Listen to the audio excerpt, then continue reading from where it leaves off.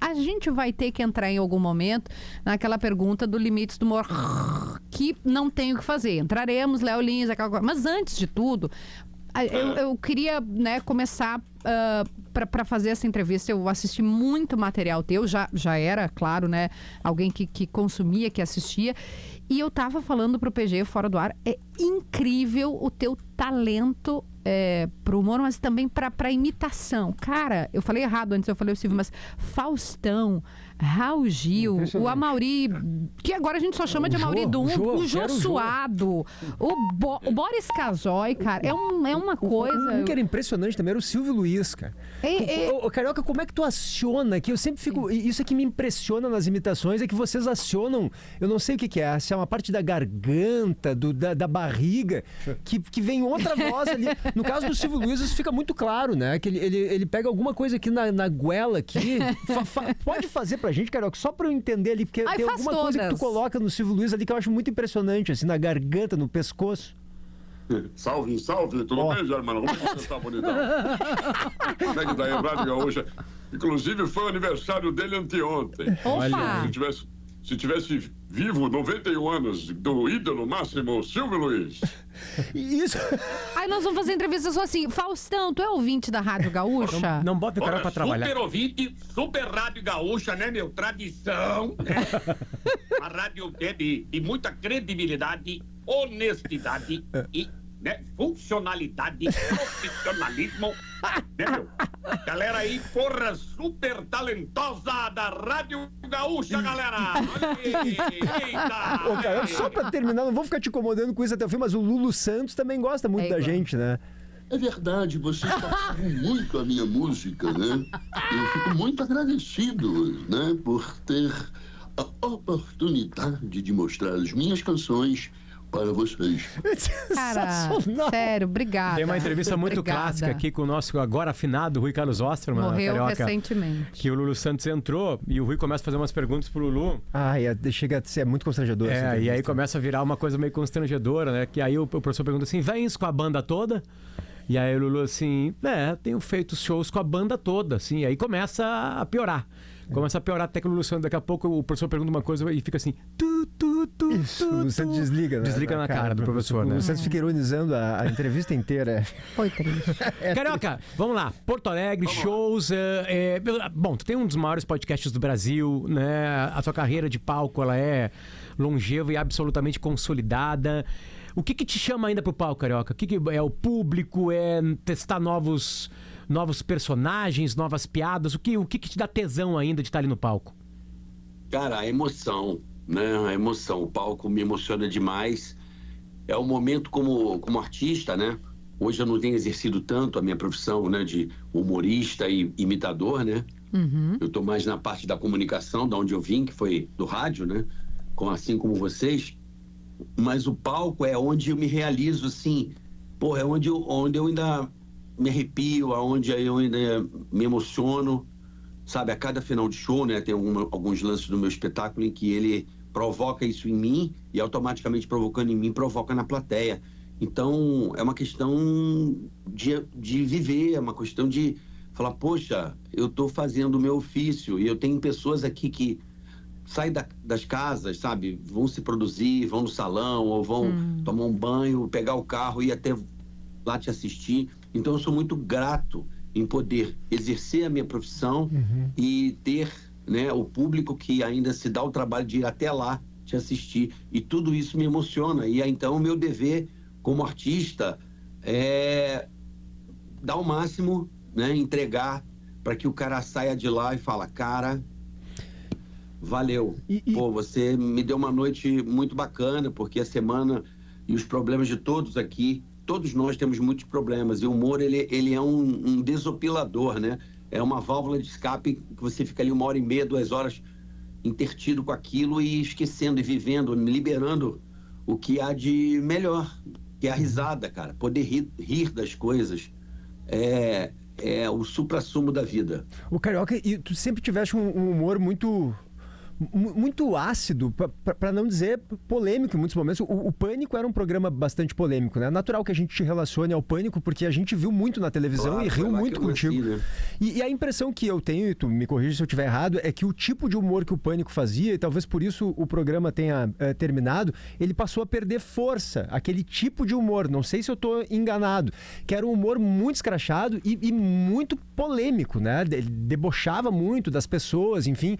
Eu não sei se tu concorda com isso e como é que é o teu humor hoje? O teu humor, tu te equilibra muito nessa corda bamba entre ser ácido, ser polêmico, mas ao mesmo tempo não passar do ponto para não ser cancelado. Eu queria a tua avaliação sobre isso.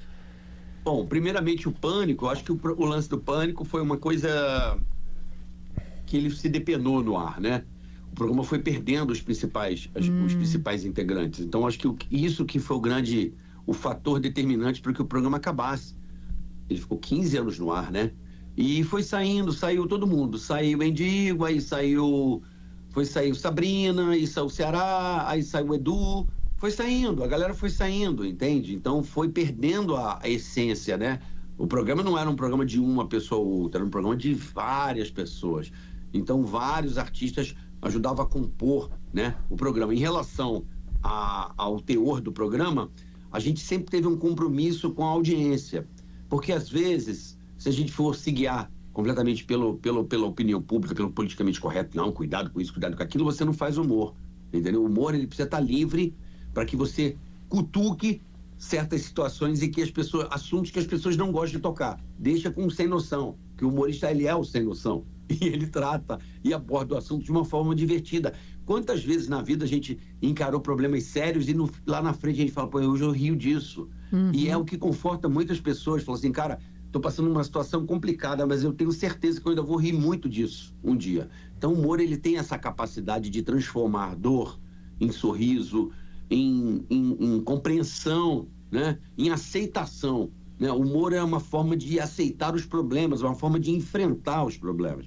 Saber que no final da história a gente precisa sorrir e não chorar.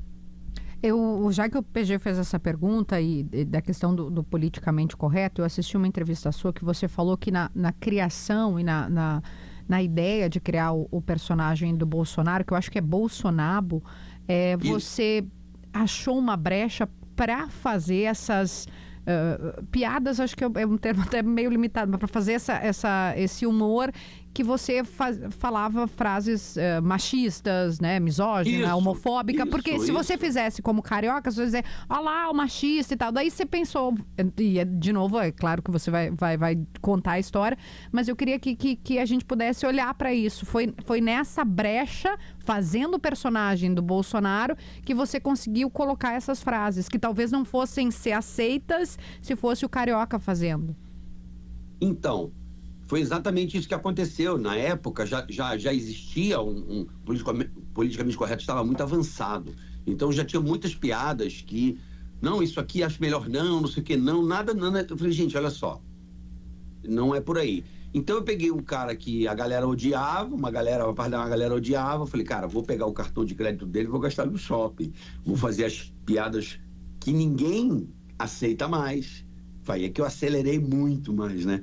Vou usar o cara que realmente eles não gostam, e aí você vai ver, eles vão adorar. Por quê? Porque eu tô não pela piada, e sim pelo personagem. Então eu utilizei a figura dele para poder contar as piadas que eu quiser, porque da boca daquele cara podia sair qualquer coisa. E daí eu transformei um personagem meio que imortal. Por quê? Porque hoje tem moleque de 10, 11, 12 anos que pira comigo mesmo com um corte depois de 7 anos. Então, assim, a piada, gente, é uma ficção. A piada é como se você restringisse numa novela, num filme, certas cenas. Isso é inconcebível.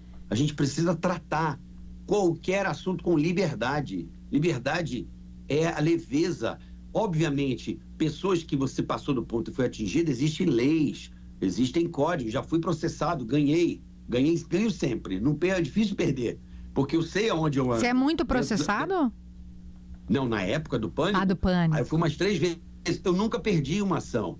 Por quê? Porque dentro do meu conteúdo humorístico, eu ando sempre... Eu conheço uma parte da lei. Então eu falo, cara, daqui eu sei que eu vou atingir a pessoa física e aí eu vou invadir. Então eu sempre tomei muito cuidado em relação às nossas leis. Veja, porque o politicamente correto não existem leis. Não existe lei e nem tem que existir. É a arte. Qual é o limite da arte? Não pode ter limites na arte. Entende? O cara não pode ser condenado a 8 anos de prisão. Deu a deixa pra gente. Deu a deixa pra gente, exatamente. O Hélio de la Penha falou a mesma coisa. Bom, Carioca, vamos falar do Léo Lins, tá? Porque Mas primeiro, posso pedir pro Carioca só dar uma palhinha do Bolsonaro, por favor, já que ele mencionou. Com uma frase dessas que a gente não aceitaria. I love you, Donald Trump. Carioca, tu chega agora... Eu sou, você deixa eu falar. Deixa eu falar aí.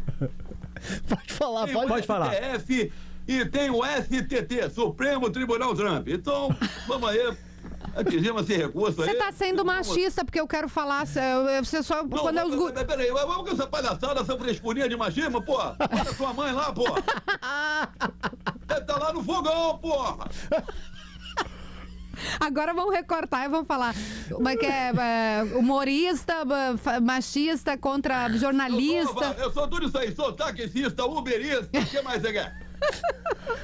Domina a língua inglesa? Fala um pouquinho de inglês pra nós, então. Popcorn!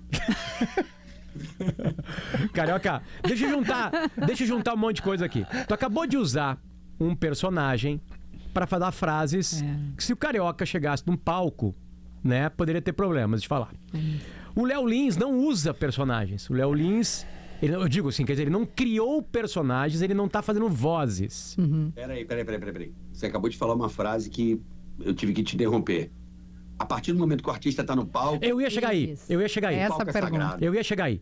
Porque essa foi a nossa tese aqui, aliás. A gente falou com o Hélio de la Penha e concordando com ele exatamente. E contigo, inclusive. O stand-up, às vezes, confunde as pessoas.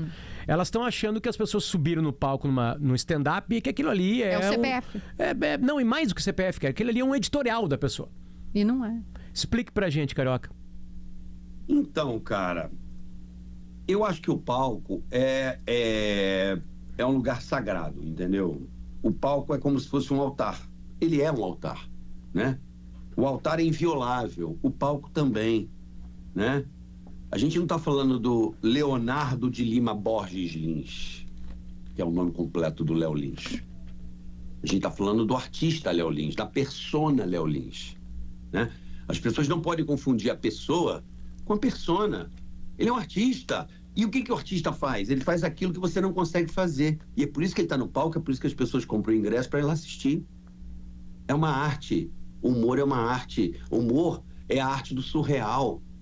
A pessoa vai lá para ouvir exatamente aquilo que ela não consegue ouvir no dia a dia. E é por isso que ele é artista. E é por isso que ele é humorista. Você vai lá para ouvir coisas indevidas. Pelo menos eu aprendi assim quando eu era pequeno, quando eu adorava Costinha de Toledo.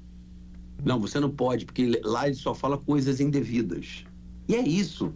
Nós precisamos ouvir coisas indevidas. Agora a pessoa paga, entra e vai assistir. Vai quem quer. Pelo amor de Deus, é igual proibir casa de sexo aí, como é que é? Entra quem quer, meu irmão. Casa de sexo ao vivo, existe. Vai quem quer. Entre 4 paredes vale tudo, galera. Sabe?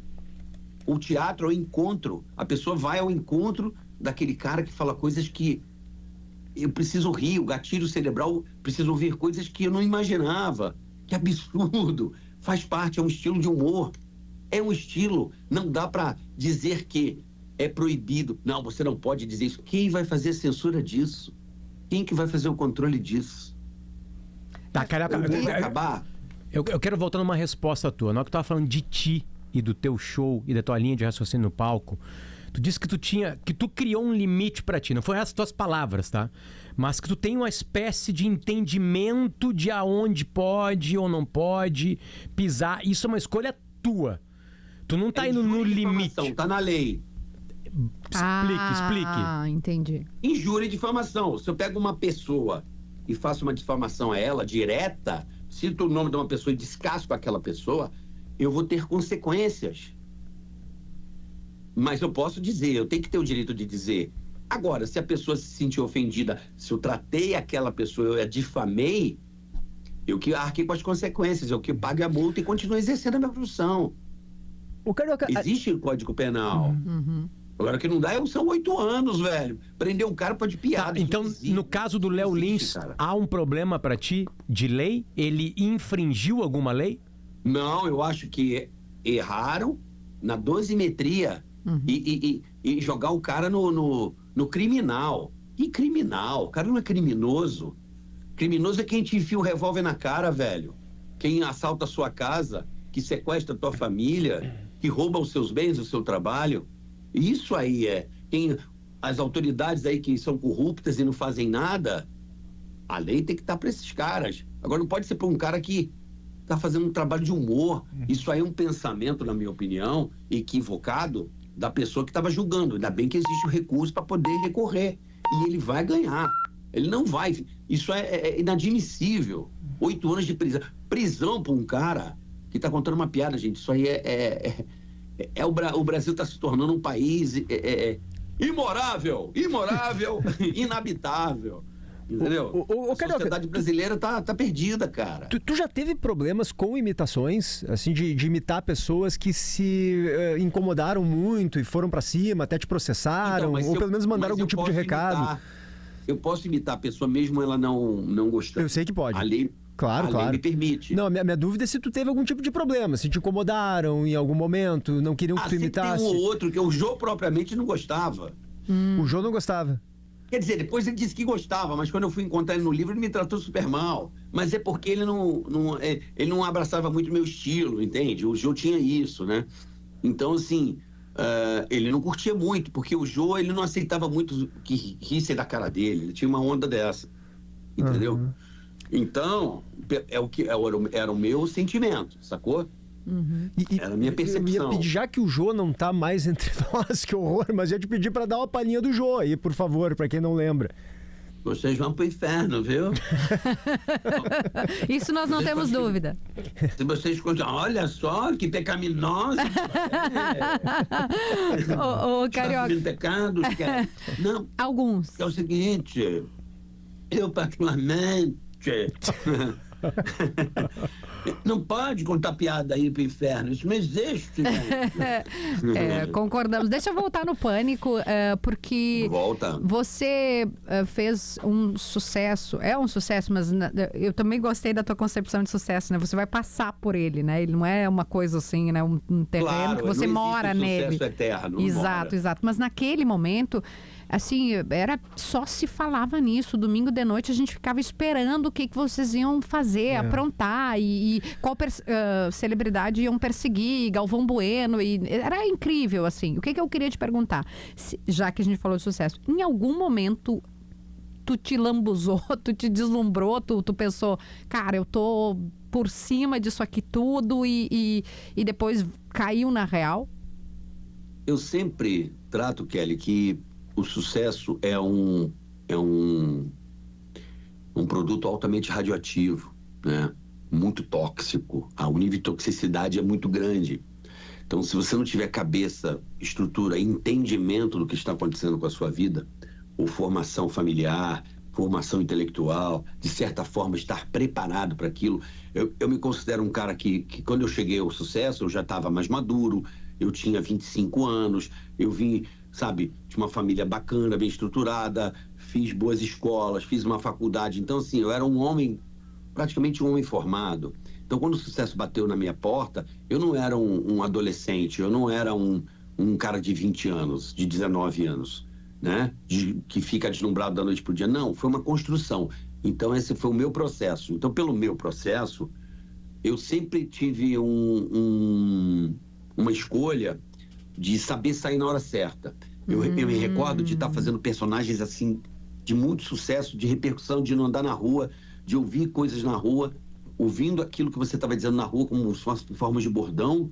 Eu falei, cara, agora é hora de mudar e criar outra coisa. Eu dava um tempo, sabe? Porque a minha curva, a minha parábola, ela nunca foi para cima, ela sempre foi para frente. Então, retilíneo e uniforme é sempre nesse sentido. E nunca para cima porque cai aqui. Então, Mas tem que ter um desprendimento, né? Porque você tá muito no auge, você não chega a se abrir mão, mas tirar o pé para que a curva, para que ela não seja tão lá em cima e seja mais perene, você tem que ter uma boa segurança de si.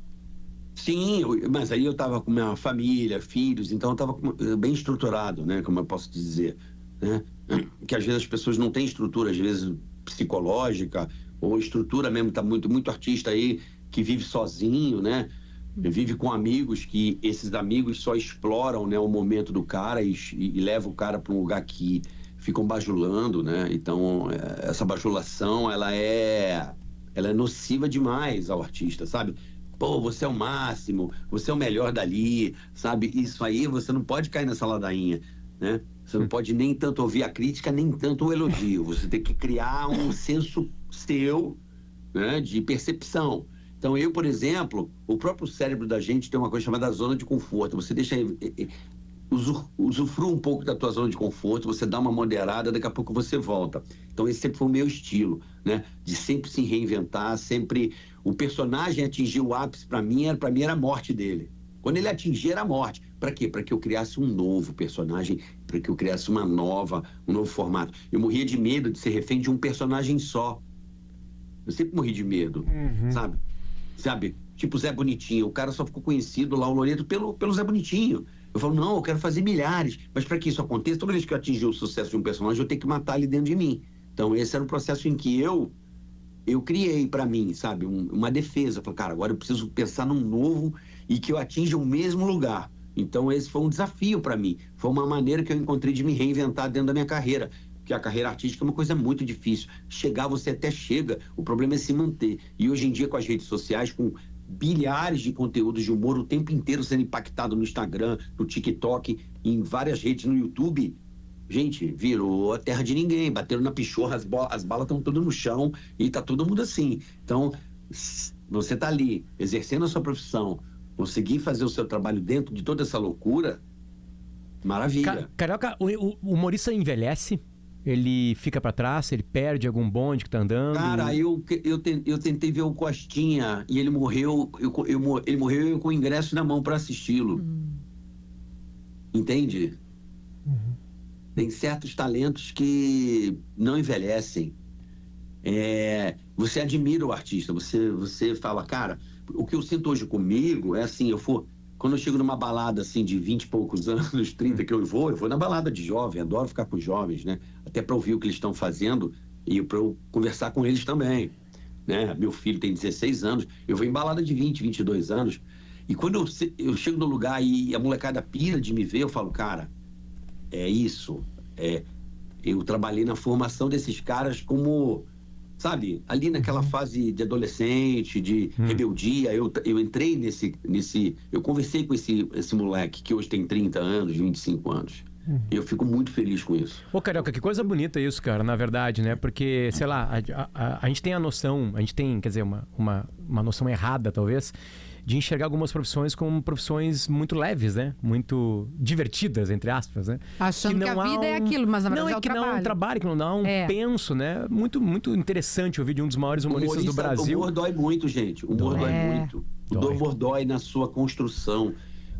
É muito difícil você acertar alguma coisa no humor. Gente, é muito difícil. Pode parecer fácil. Por isso que as pessoas, às vezes, vão a certos lugares que você fala assim, meu Deus, onde isso vai parar? Porque é muita gente tentando acertar com pedra na mão. Uma hora essa pedra vai bater na cabeça de alguém.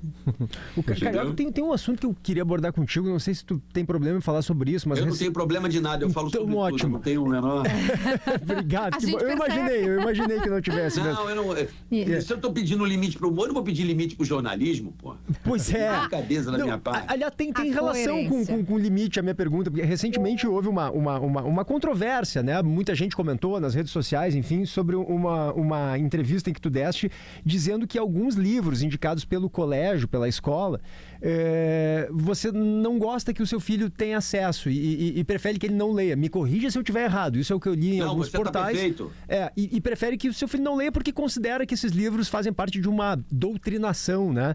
Eu queria que tu falasse sobre isso justamente porque tu é um defensor da liberdade, né? E aqui todo o teu discurso está em torno disso, né?